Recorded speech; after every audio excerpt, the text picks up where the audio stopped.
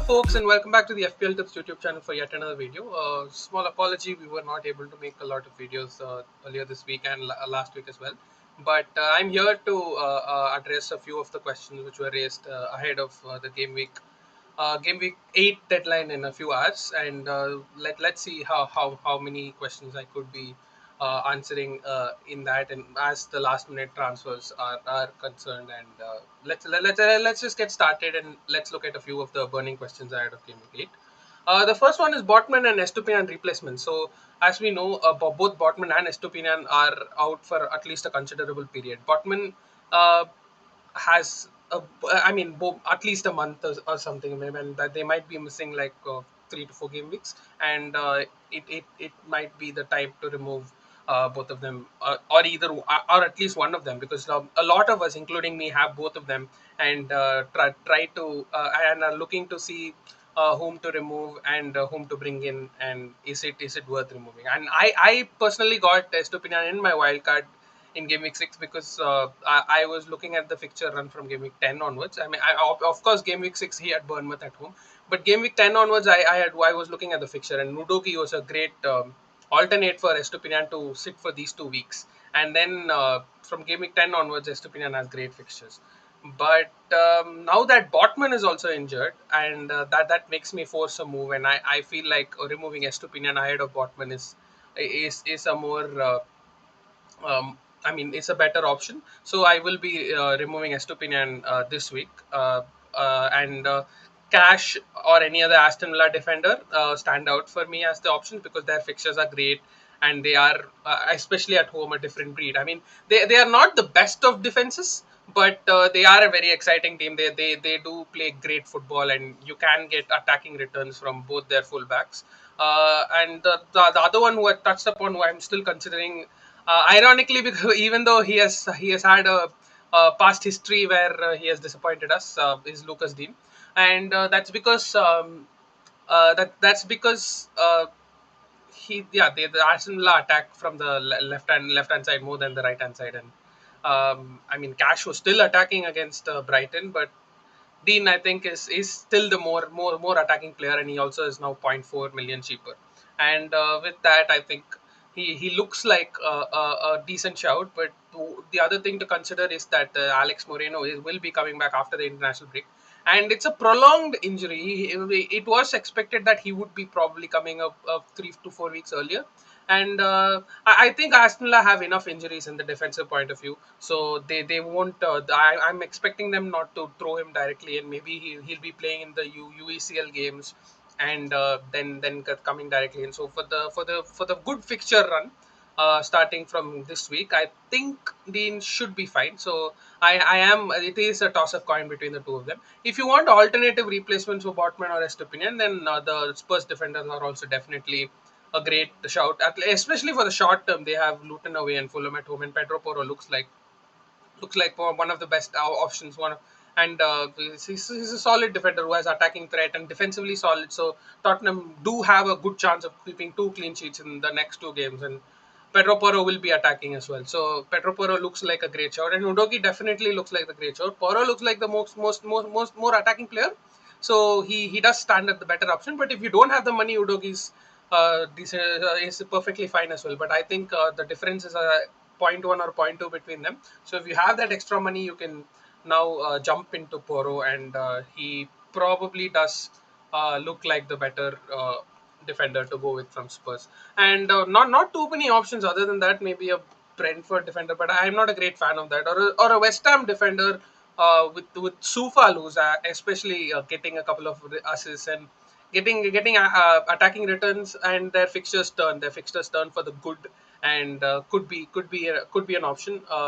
But doubling up if you already have Ariola is a little tricky, and West Ham are a solid defense, but I'm not sure how many clean sheets. I mean, that their XG is bad, but it's skewed because they've been playing difficult games. They've been playing Liverpool. They've been playing City, where they will be conceding a lot of big chances. They play Chelsea as well. So the games which are coming moving forward, I think they will be considering conceding far less chances. They have a couple of solid defenders. They have solid midfielders.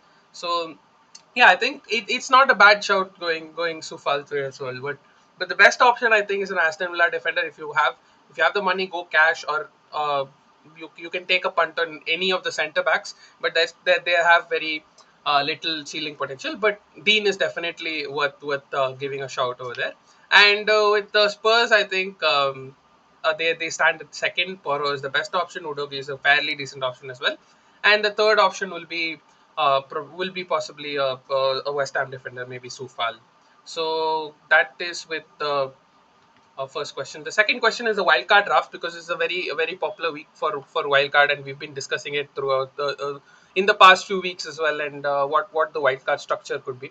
And this is just the wildcard structure which is shown on screen, and I think fairly the goalkeeper combination will be Flecken and Areola, because they rotate really well. And Rea probably has a shout at still at 4.8, and he looks to be Arsenal's number one at this moment.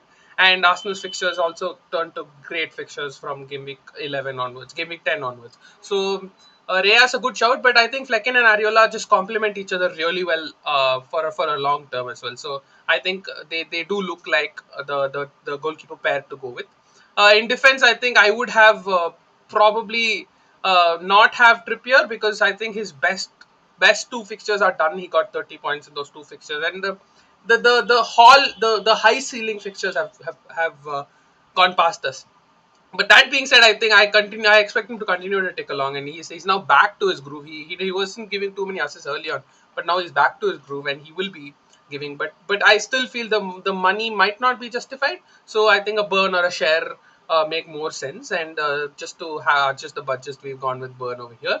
The 4.0 defender, I think, is not a real, like, I mean, don't think too much about it. I think Burnley look like the better team, so probably go with Bayer or maybe Charlie Taylor at 3.9, who looks set to start more games now.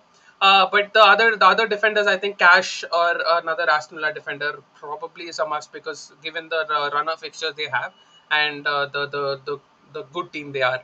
And also the other one will probably be a Spurs defender. If you don't have the money, you can go for Udogi, and Porro is decently great as well. And yeah, I think so that will be there. And yeah, I think we've gone with a Crystal Palace defender as the fifth defender over here, which if you don't, I think Anderson is perfectly fine as well, and he also rotates well, can come in. And also maybe a Brentford defender or a Sufal also look as options over here. And if you don't want to go too much, I think now that a Chelsea defender or a United defender or a City defender even are not like looking as popular options.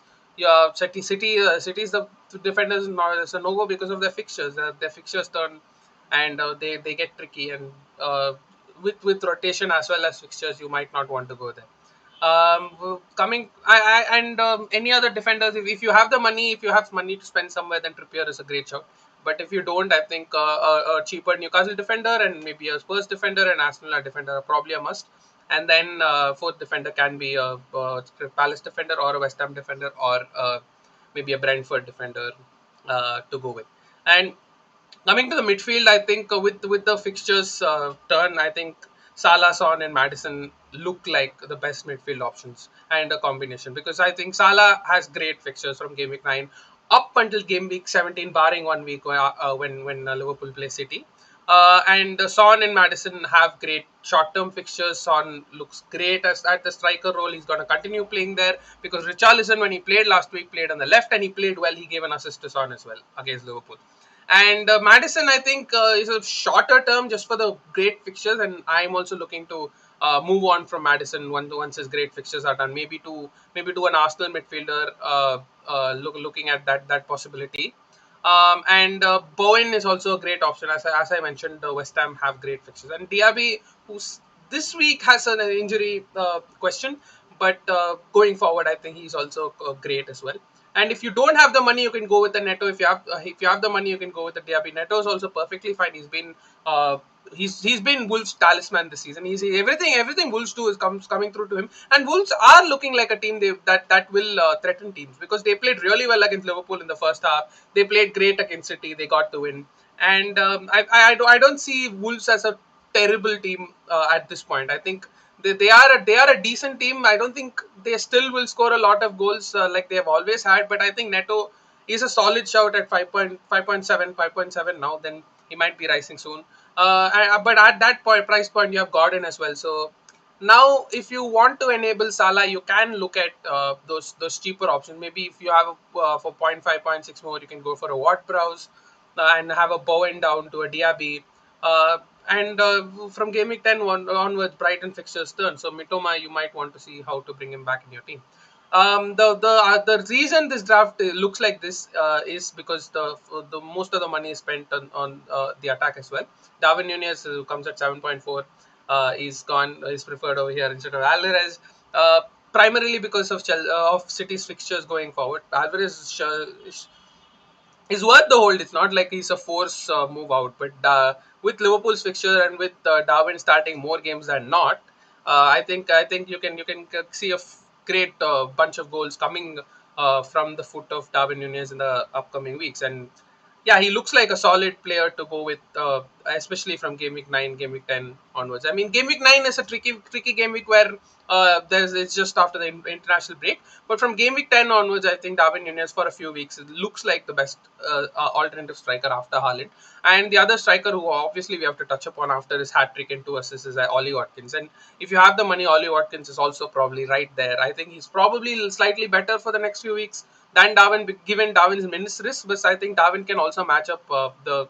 I mean, you can't base everything on Watkins on that one fixture. I think over the next few weeks, I think their points will be slightly similar. So if you don't have the money, you can perfectly go with Darwin. If you don't want to go Darwin, also you can perfectly go. It's perfectly fine to go with Alvarez. So that's totally that with the wildcard draft. Coming to betting against Haaland, which is a very popular question and a very I don't know, very tricky question as well. And you'd never want to do that because like last year, whenever you've bet against his captaincy, even this year, he uh, he can just shatter your rank like single handedly. But what is interesting is I think most people in those next few fixtures will be looking to captain someone other than Haaland because there's ranks to be gained, there's great fixtures to target, and that's how we always play FPL, right? We look at players who have great fixtures and play for a good team, and that's where we go. When if Haaland has United away or Arsenal away, and if Salah has an Everton home or Son has a Luton away, then we definitely go there because they have a much better fixture and they have a chance of getting a bigger haul. I mean, so Haaland could easily haul like he did against Manchester United last year, but we always target that fixture with for a good enough FPL player for against a weaker team. So looking at Haaland, I think game week 9 is a perfectly fine week to captain Haaland. You saw Watkins get uh, truckloads of points. So game week 9 looks like a proper game week for Haaland to captain, and also game week 11 because it's Bournemouth home. Brighton home and Bournemouth home are perfectly fine. But the other 4 fixtures, Arsenal away, United away, Chelsea away, Liverpool home, then Spurs home, then Aston Villa away. These are 6 fixtures where you can possibly bet against Haaland. Arsenal away is probably a fixture where he could still score, but away game weeks he doesn't tend to do as much. Except that West Ham game where he just got like chances left, right, and center. You look at this data from last season. Even though he's Haaland, he keeps ticking along even in the away games. Home games are the danger point. Home games are the games where you don't captain him, you're probably gonna lose a lot of rank. That's where I am with him. It's okay to sell him and have a Watkins and the Darwin Nunez and an Alvarez front three, and then spread the funds around. And then when you want to get back Haaland, then maybe downgrade a Salah, downgrade a Trippier or a Trent, whoever you have, and then you can bring in Haaland back in 3 moves. And if you have a 2 transfer, that's just a -4. And it's okay. It's not the worst of moves to make. But currently, I am content holding Haaland because I think game week 9 and game week 11 are great captaincy fixtures. Maybe after that, I might consider removing him and maybe betting against the Luton away Crystal Palace home fixture also, which looks like danger already.